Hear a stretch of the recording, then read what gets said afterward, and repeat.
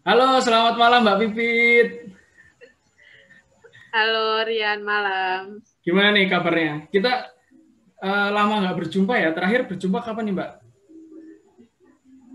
Terakhir berjumpa kayaknya waktu aku wisuda deh. Itu tahun berapa ya? Tahun 2019 ya? 2019. 19. 2 2019, tahun yang ya. lalu. Oke Mbak Pipit. Jadi malam ini aku mengundang Mbak Pipit ke channel YouTubeku buat sharing-sharing nih. Jadi tema kali ini adalah quarter life crisis. Jadi banyak dari teman-teman sekarang mungkin mungkin ini sesuatu yang sudah tidak asing ya di telinga teman-teman.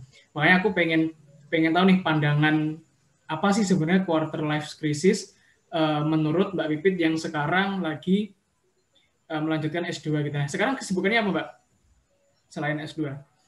Apa Sekarang uh, gak ada sih kalau sekarang lagi menikmati liburan kuliah. Mbak Pipit sekarang melanjutkan Tapi kan S2 di sibuk mana? di ITS, jurusan Teknik dan Sistem Industri. Oke. Sekarang udah mau masuk semester 3 nih. Siap. Suka belajar Mbak ya? Belajar terus. Oh, banget. Iya, banget. Mantap. Enggak Oke. sih, bukan gitu. Oke. Oke Mbak, kan kita seperti yang aku bilang tadi kan ya, kita membahas tentang apa itu quarter life crisis gitu. Nah, sebenarnya apa sih menurut Mbak Pipit sendiri gitu quarter life crisis itu?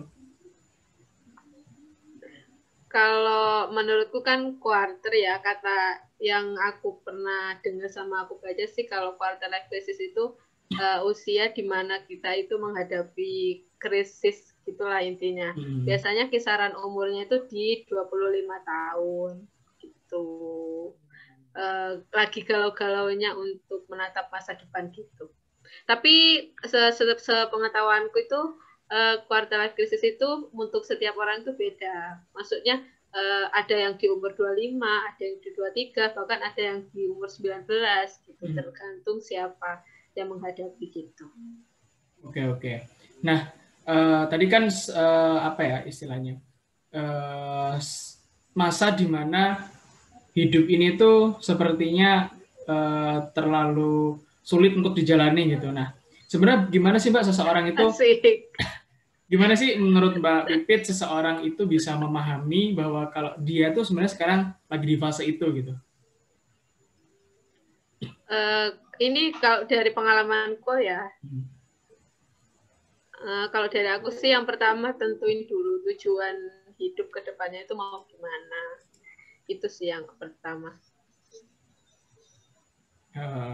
Oke. Nah kalau untuk Mbak sendiri uh, Set goal dulu. pernah ngerasain quarter life crisis itu yang seperti apa Mbak? Mungkin yang sekarang Mbak Pipit rasain deh, kan biasanya kalau kita kan apa ya istilahnya waktu kuliah tuh pasti kayak yang maksudnya overthinkingnya tuh masalah yang kuliah atau enggak masalah-masalah yang Ya, ya ya. anak muda lah gitu lah. Sekarang Mbak Pipit yang mungkin mulai sudah beranjak apa ya istilahnya ya menurutku sudah bisa tahu apa yang benar apa yang salah. Nah, kira-kira apa sih yang kekhawatiran yang sering dirasakan Mbak Pipit sendiri? Kalau dari aku, kekhawatiranku apa ya? Kalau sekarang sih kayaknya eh, apa ya?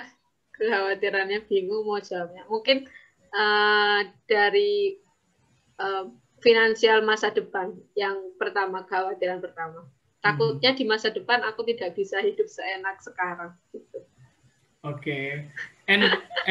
Iya ya. Dan gimana caranya Mbak Pipit menanggapi hal tersebut gitu? Mungkin di sini teman-teman yang sedang mendengarkan ada yang punya masalah yang sama nih. Apa ya istilahnya? Overthinking atau panik atau misalkan apa ya? Berpikiran terlalu terlalu wah nanti masa depan finansialnya gimana gitu. Nah, kalau Mbak Pipit sendiri cara mengatasi ke pemikiran itu tuh gimana? Mungkin aku cerita dari awal dulu ya, aku gimana cara menghadapinya. Oke. Jadi kan ini kalau dari aku itu ngerasain KLC atau quarter life crisis itu mungkin sejak sebelum kita wisuda. Kalau kita kan sama-sama alumni TS, mau wisuda itu kan biasanya di bulan Agustus September ya. Iya.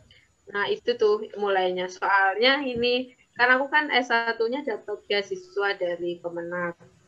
Nah, itu tuh harus kayak ada teken dulu tuh sebelum masuk itu ada teken kontrak harus ngabdi gitu, ngabdi di suatu instansi yang basisnya keislaman gitu. Jadi mulai dari situlah aku ngerasa galau gitu. Dari soalnya pengalaman dari kakak tingkat yang sudah lulus itu kan tahu sendiri ya, mungkin kalau mengabdikan diri di suatu instansi atau di pondok pesantren, kan aku bahasanya pondok pesantren nih, itu kan pasti kita kan nggak bisa ngarepin gaji yang besar. Sedangkan kan bisa dibilang kita itu dari lulusan ITS kampus ternama gitu kan. Nah, itu sih yang kegalauan pertama itu. Iya. Jadi cara aku menghadapinya itu aku dari kan udah positif nih aku mau lulus di bulan September 2019. Jadi aku udah prepare semua itu dari kalau di ITS kan ada yudisium. Dari habis yudisium itu aku udah prepare untuk kedepannya gimana, udah set goal gimana kehidupanku selanjutnya gitu. Jadi dari situ dulu aku nentuin dulu tujuan hidupku kayak gimana ke depannya. Dan aku memilih jalan ini begitu. Siap. So berarti salah satu cara untuk gimana caranya kita nggak panik dengan apa yang kita pikirkan di masa-masa atau fase-fase KLC ini adalah set goals ya Mbak. Kita buat set tujuan, goal and let it flow. Yes, set goals, kita harus punya tujuan yang jelas gitu ke depannya mau ngapain gitu kan. Oke. Iya benar. Nah, sebenarnya apa sih Mbak yang biasanya tuh bisa men-trigger seseorang itu untuk berada di fase ini gitu, yang men-trigger seseorang untuk se-overthinking itu menghadapi semua masalah yang sedang terjadi gitu. Maksudnya gimana? Jadi sebenarnya yang biasanya men-trigger seseorang untuk berpikiran kalau misalkan dia panik dengan masa depannya, dia panik dengan apa yang akan terjadi ke depannya, itu biasanya apa sih yang bisa men-trigger orang berpikiran seperti itu? Oh, yang bisa membuat kita panik gitu. Yes. Apa ya, mungkin ini sih lingkungan luar sih. Maksudnya pengaruh dari lingkungan luar kita. Ada tekanan dari luar gitu. Bukan kalau aku sih mikirnya gitu. Lebih ke tuntutan justru, orang lain ya? Iya, tuntutan eksternal gitu.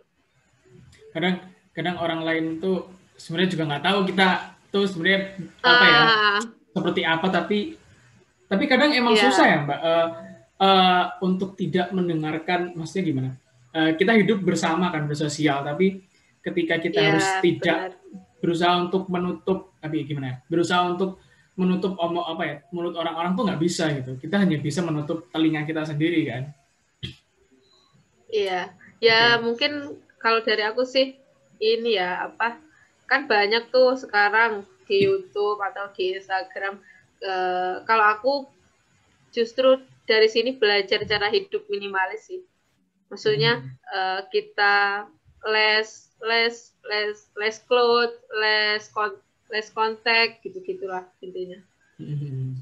Cuma kita cari circle yang make us in positive vibes gitu. Iya. Setuju Kak? Setuju. Saya itu emang salah satu sesuatu yang bisa men-trigger pikiran kita juga sih lingkungan itu. Benar. Maksudnya kalau aku sih yang gimana? Maksudnya kita sudah set goals, tapi kalau orang-orang kita sudah set goals, tapi lingkungan itu tetap ada yang pro dan kontra gitu kan. Jadi untuk yang pro oke lah, kita bisa jadikan support gitu. Maksudnya jadikan semangat. Kalau yang kontra itu jadinya susah gitulah. Maksudnya untuk tidak memikirkan orang-orang kontra itu gitu.